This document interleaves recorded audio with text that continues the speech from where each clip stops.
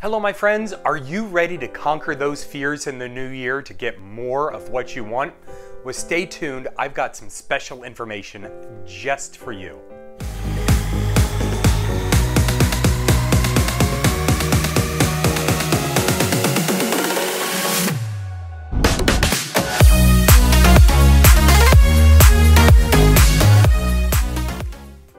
Hello, my friends, and welcome to The Simple Sober Life. I am Joshua, and it is Friday. I'm super excited. It's also Payday Friday, which makes it extra special. Super excited about that. Work has been going, it's work, but next week is Christmas. We have only 3 days that we have to work, and I get holiday pay, so I get paid for Christmas Eve and Christmas Day, which is fantastic.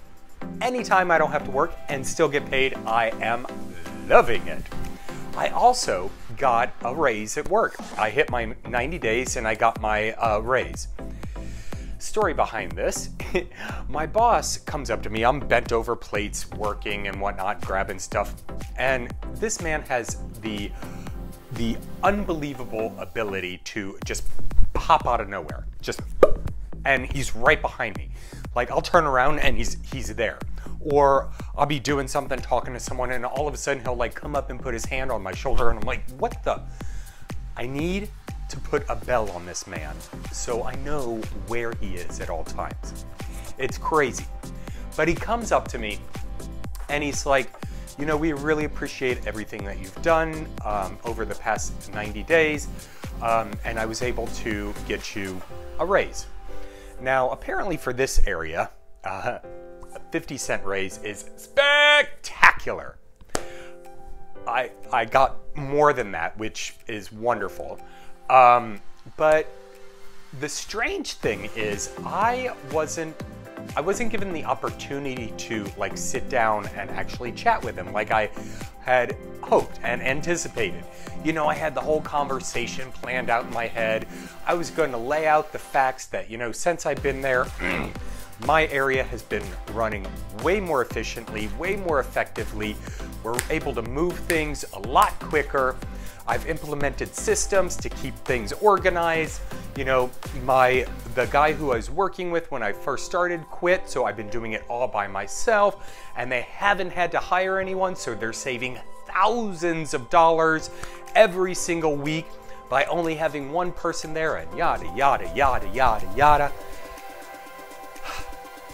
None of that happened. It was just here's some extra money, thanks. But whatever. At first I was kind of like, that's really annoying. But then I had to reset my mind and tell myself once again, this is a stepping stone. I'm not going to be doing this forever. This is not a career for me. I've got other wheels in motion to do other things, to generate multiple streams of income and actually do something that is a career for me. But I'll just leave that at that. But even more exciting about that is the new audiobook that I have been listening to. Now, while I'm at work, it's cold. There is no heat at work. And so I am bundled up. I've got my hoodie on. I've got a fleece thing covering everything but, my face. And so I've been sneaking an earbud, just one, in my ear so I can listen to music or whatever.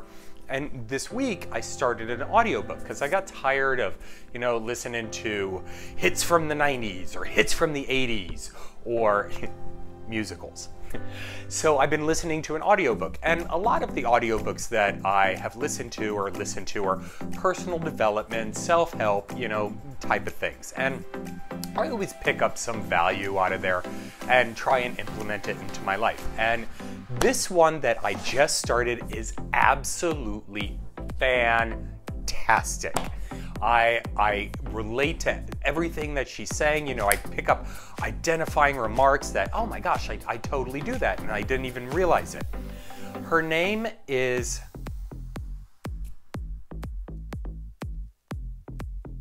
it escapes me. Crap. Sorry about that, my friends. I actually had to pause the video, go into my Audible app, and find out what her name was. Here I am raving about this fantastic woman, this fantastic author, and her name just kind of popped out of my head. But the book is written and narrated by Mel Robbins. And Mel Robbins is a motivational speaker. She's also a commentator on television and a New York Times best-selling author. She's got a couple of books out there, and this one is called... So I'm really going to have to start doing show notes because my mind starts going and my mouth starts going and my brain can't keep up. I had to stop the video again and find out the name of the book. It's called Take Control of Your Life. It's available exclusively through Audible, and it's wonderful. And I'm halfway through it, and so when I start talking about the mindset and motivational part of my journey, I'm going to start incorporating some of what I've learned from Mel into what I am now teaching you. And what she is basing her theory on is the taking control of fear. So we all have fears. You know, we have fear of abandonment, we have a fear of rejection, we have fear of failure, we have all these different fears that are stopping us from achieving the life that we desire. And, you know, that's nothing new. I mean, we all pretty much know exactly that we all have fears, and, you know, they play a significant part in our life. You know, some of it can be based on trauma that you've experienced through your life. Other things can just be irrational fears, you know, like I did with the raise today. You know, I had an irrational fear of not getting a complimentary, that's not really the word I want to go with. Deserving, I don't know why. It's Friday. You know what? Forget about it. I had the fear of not getting the raise I felt I deserved, and so I built up this conversation in my head, and, you know, I was playing it over and over and over for like a week straight. And, you know, I was really afraid of that failure. And so we all have these fears going, like, plaguing us in life. What I found interesting was, you know, it's a mental thing, obviously. You know, it plays with our head, and you know, we start spinning out of control and things like that. But apparently, scientific research has discovered that it actually starts as a physical, a physicality first. And I'm like, huh, that's kind of strange. And so I kept listening to the audiobook, and you know, she went into deeper depths about that. And so what I started to realize was, when I was a kid and, you know, I would start to get anxious or nervous or fearful of something, I would get this kind of tightening up in the pit of my stomach, and I could just feel my stomach like kind of knot up and twist up. But as I've matured and, you know, gotten older, let's be honest, it's actually that knot has actually kind of moved up into my chest. And right above where my heart is, when I get nervous or fearful or, you know, anxious or something like that, my chest will actually start tightening up. And the first time this happened, it was really scary, actually, because I was in a dead sleep. And at the time, I was going through, you know, some stressful things and whatnot. And I woke up in a dead panic, and I couldn't breathe. I thought I was having a heart attack. And finally, I was able to calm myself down But I literally thought I was having a heart attack. My chest was all tightened. I was short of breath. I couldn't move. I was almost paralyzed. But it was that stress and anxiety that I had been putting on myself. It starts out as a physical attribute before it moves into the mental state. And then from there, we all have mechanisms in which we deal with that fear. You know, some of us will incorporate more drama into our life, or some of us will go on frivolous spending sprees, or some of us will isolate ourselves. Some of us will shut down. Some of us will run. And I'm like, well, what do I tend to do? And I've got two of them. I've got two ways that I deal with fear and anxiety. First, I'll get silent. I shut down. And then I run. I escape the situation in any means possible. If that means isolating myself from a certain person, shutting down, and then isolating myself, I'll do that. If it's a situation, I'll become silent and I will remove myself from the situation so I don't have to deal with that fear of conflict. And these are the things that I actually do to deal with fear and anxiety. The other, apparently I'm just a ball of things I do to get out of fear. The other thing I've found myself do is I get busy.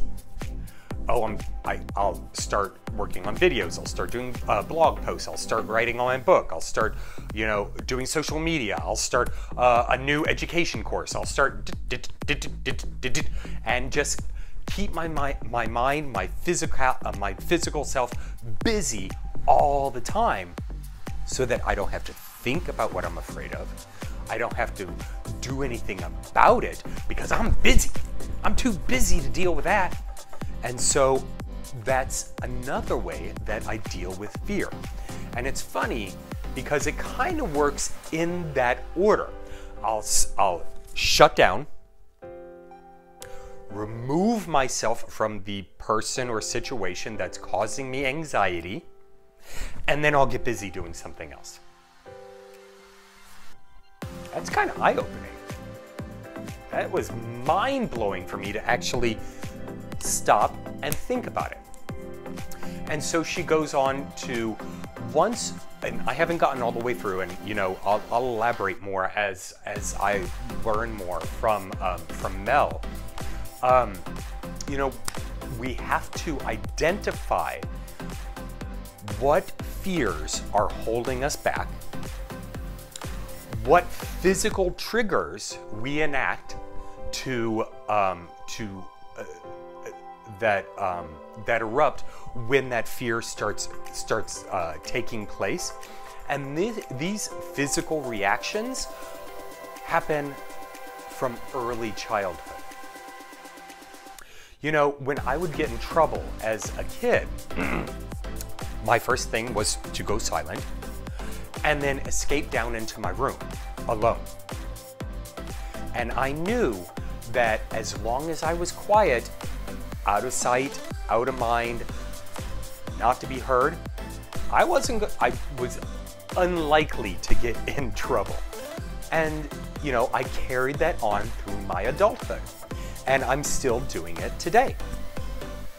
So when we identify what scares us, what those physical triggers are, and then, how we deal with that, then we're actually able to make those changes so that we can actually conquer fear, take more control of our lives, and achieve more of the things that we want out of life. Pretty cool, right? That's awesome. So I'm super excited that I was able to to learn this and share it with you. I would love to learn more about, what are your physical triggers for fear? What are you most afraid of in life? What's holding you back? So that in this new year, we can conquer those fears together and we can all achieve a more awesome life, a life of awesome. How cool would that be? Now, I am pumped right now. I'm so stoked right now. So, a couple of things before I close down here. The Life of Awesome Change series is up and running. The first video is up, and I hope you go and watch it. The second video will be out on Monday, and it'll continue like that every Monday for the next, 4 weeks now. If you have any questions or anything, please comment down below. I'd love to hear from you. Make sure to subscribe to this channel. I want to give a huge shout out to my very dear friend Liz. She has been spreading the word about this channel like wildfire. And, I really hope that it's bringing some value to those who watch it. Please spread the word. I want to help as many people as I possibly can make those small changes so that they can create a life of awesome. Cheers, my friends. Have a wonderful Friday night. I will see you soon. Take care.